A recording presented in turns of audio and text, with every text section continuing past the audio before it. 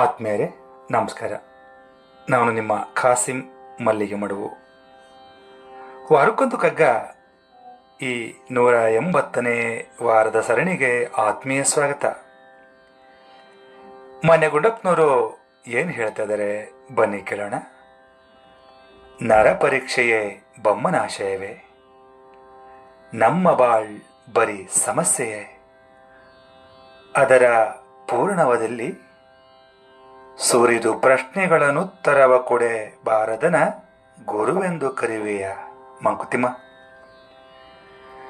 ನರಪರೀಕ್ಷೆ ಬೊಮ್ಮನ ಆಶಯವೇ, ನಮ್ಮ ಬಾಳ್ ಬರೀ ಸಮಸ್ಯೆಯೇ, ಅದರ ಪೂರಣವು ಅದು ಎಲ್ಲಿ, ಸುರಿದು ಪ್ರಶ್ನೆಗಳನ್ನು ಉತ್ತರವ ಕೊಡೆಬಾರದನ ಗುರುವೆಂದು ಕರೆಯುವೆಯ ಮಂಕುತಿಮ್ಮ.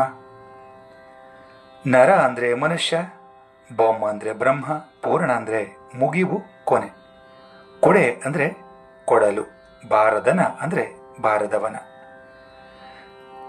ಮನುಷ್ಯರನ್ನ ಅನೇಕ ರೀತಿಯ ಪರೀಕ್ಷೆಗಳಿಗೆ ಒಳಪಡಿಸಬೇಕನ್ನೋದೇ ಆ ಪರಬ್ರಹ್ಮನ ಆಶಯವೇ. ಮನುಷ್ಯರಿಗೆ ಈ ರೀತಿಯ ನಾನಾ ರೀತಿಯ ಪರೀಕ್ಷೆಗಳನ್ನು ಮಾಡೋದ್ರಿಂದ ಆ ಪರಬ್ರಹ್ಮನಿಗೆ ಏನಾದರೂ ಸಂತೋಷ ಸಿಗ್ತದ? ನಮ್ಮ ಬಾಳು ಅನ್ನೋದು ಬರೀ ಸಮಸ್ಯೆಗಳ ಹುತ್ತಾನ, ಇದಕ್ಕೆ ಕೊನೆ ಅನ್ನೋದು ಎಲ್ಲಿ? ಈ ರೀತಿಯಾಗಿ ನಾನಾ ಬಗೆಯ ಪ್ರಶ್ನೆಗಳನ್ನು ಕೇಳಿಸಿಕೊಂಡೂ ಕೂಡ ಆ ಎಲ್ಲ ಪ್ರಶ್ನೆಗಳಿಗೆ ಉತ್ತರ ಕೊಡೋದಕ್ಕೆ ಬರದೇ ಇರೋನಿಗೆ ಗುರು ಅಂತೇಳಿ ಹೇಗೆ ಕರೆಯೋದು ಅಂಥೇಳಿ ಮಾನ್ಯ ಗುಂಡಪ್ಪನವರು ಇಲ್ಲಿ ಪ್ರಶ್ನೆ ಮಾಡ್ತಾ ಇದ್ದಾರೆ. ಸ್ನೇಹಿತರೆ, ನಾವು ಅಂದ್ಕೊಳ್ಳೋದೇ ಒಂದು, ಆಗೋದೇ ಮತ್ತೊಂದು. ಅನಿರೀಕ್ಷಿತವಾಗಿ ಬಂದೆರಗುವ ಘೋರ ದುರಂತಗಳು, ನಾನಾ ಥರದ ಕಂಟಕಗಳು, ಅವುಗಳಿಂದ ಹೊರಬರಲಾಗದೆ ಒದ್ದಾಡ್ತಾ ಇನ್ನೇನೋ ಸಮಸ್ಯೆಗೆ ಮುಕ್ತಿ ಸಿಕ್ಕೇ ಬಿಡಿತು ಅಂತೇಳಿ ನಿಟ್ಟುಸಿರು ಬಿಡುವಷ್ಟರಲ್ಲಿ ಮತ್ತೊಂದು ಸಮಸ್ಯೆ ನಮಗೋಸ್ಕರ ಕಾದಿರುತ್ತೆ. ಇದರ ಪರಿಹಾರಕ್ಕಾಗಿ ನಮಗಿಂತಲೂ ತಿಳಿದವರ ಹತ್ರ ಅಂಗಲಾಚೋದು ಸಾಮಾನ್ಯ. ನಮ್ಮ ಸಮಸ್ಯೆಗೆ ಇಲ್ಲಿ ಮುಕ್ತಿ ಸಿಗಬಹುದು ಅಂತೇಳಿ ಹೋದರೆ ಅಲ್ಲಿ ತಿಳಿಯದಿದ್ರೂ ಕೂಡ ತಿಳಿದವರಂತೆ ವರ್ತಿಸುವವರನ್ನ, ಸಮರ್ಪಕ ಉತ್ತರವನ್ನೇ ಕೊಡದವರನ್ನ ಹೇಗೆ ಗುರು ಅಂತ ಕರೆಯೋದು? ಮನುಷ್ಯನಾದವನು ತನ್ನ ಸಮಸ್ಯೆಗಳ ಕೂಪದಲ್ಲಿ ತೊಳಲಿ ಬಳಲಿ ಬೆಂಡಾಗುತ್ತಿರುವ ಸಂದರ್ಭದಲ್ಲಿ ದೇವರನ್ನ ಶಪಿಸುವುದು ಸಾಮಾನ್ಯ.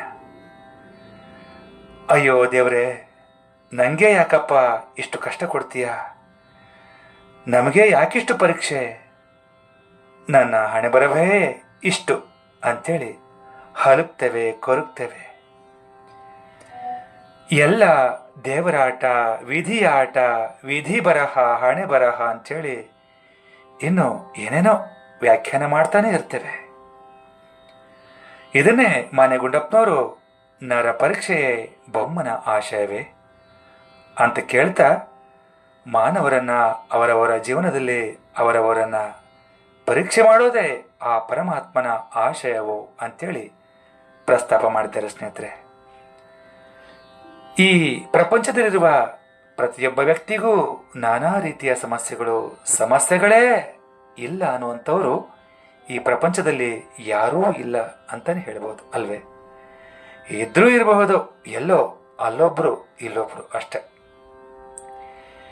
ಈ ಎಲ್ಲವನ್ನೂ ಆ ಭಗವಂತನೇ ಸೃಷ್ಟಿ ಮಾಡ್ತಾನೆ ಅನ್ನೋದನ್ನ ನಾವು ಒಪ್ಕೊಂಡ್ರೆ ಈ ರೀತಿಯ ಸಮಸ್ಯೆಗಳನ್ನು ಕೊಟ್ಟು ಮನುಷ್ಯರನ್ನ ಪರೀಕ್ಷೆ ಮಾಡೋದೇ ಪರಮಾತ್ಮನ ಆಶಯನ. ಮಾನವನ ಈ ಒದ್ದಾಟ ಗುದ್ದಾಟಕ್ಕೆ ಕೊನೆ ಎಲ್ಲಿ, ಯಾವಾಗ ಅಂಥೇಳಿ ಮಾನ್ಯ ಗುಂಡಪ್ಪನವರು ಕೇಳ್ತಾರೆ. ಎಲ್ಲವೂ ಪರಮಾತ್ಮನ ಅಣತಿಯಂತೆ ನಡೀತಿದೆ ಅನ್ನೋದು ನಾವು ಒಪ್ಪೋದಾದರೆ ನಾವು ಆ ಪರಮಾತ್ಮನನ್ನ ಖಂಡಿತವಾಗಿ ದೃಢವಾಗಿ ನಂಬಲೇಬೇಕಾಗ್ತದೆ. ಬಂದದ್ದೆಲ್ಲವನ್ನ ಅನುಭವಿಸಲೇಬೇಕಾಗ್ತದೆ. ಯಾಕಂದ್ರೆ ಸಮಸ್ಯೆಗೆ ಬೇರೆ ದಾರಿ ಆಗಲಿ ಪರಿಹಾರವಾಗಲಿ ಇಲ್ಲ. ಇದ್ರೂ ಅದು ನಮಗೆ ಗೊತ್ತಿಲ್ಲ. ಯಾವುದನ್ನೂ ಅಂದುಕೊಳ್ಳದೆ, ಯಾವುದಕ್ಕೂ ನೊಂದುಕೊಳ್ಳದೆ, ನಮ್ಮ ತನವನ್ನು ನಾವು ಬಿಡದೆ ಎಲ್ಲದಕ್ಕೂ ಹೊಂದಿಕೊಂಡು ಬದುಕಿ ಬಾಳೋಣ ಅಂತ ಹೇಳ್ತಾ ಈಗ ಕೇಳೋಣ ನನ್ನ ರಾಗ ಸಂಯೋಜನೆಯ ಈ ಕಗ್ಗವನ್ನ. ನರರ ಪರೀಕ್ಷೆಯೇ ಬೊಮ್ಮನಾಶಯವೇ, ಬೊಮ್ಮನಾಶಯವೇ, ನಮ್ಮ ಬಾಳ್ಬರಿ ಸಮಸ್ಯೆಯೇ.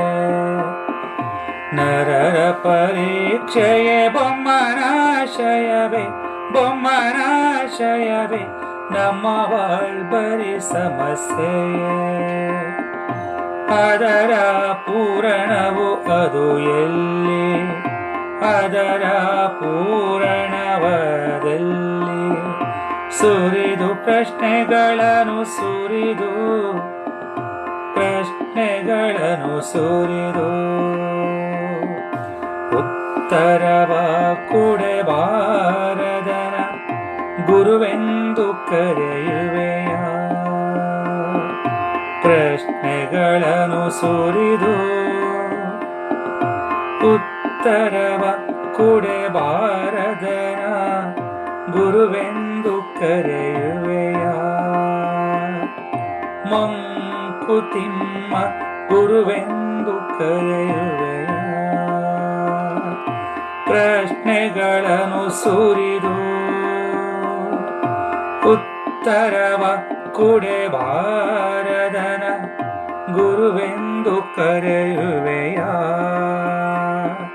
ಮಂಕುತಿಮ್ಮ, ಮಂಕುತಿಮ್ಮ, ಮಂಕುತಿಮ್ಮ. ಧನ್ಯವಾದಗಳು. ನಮಸ್ಕಾರ.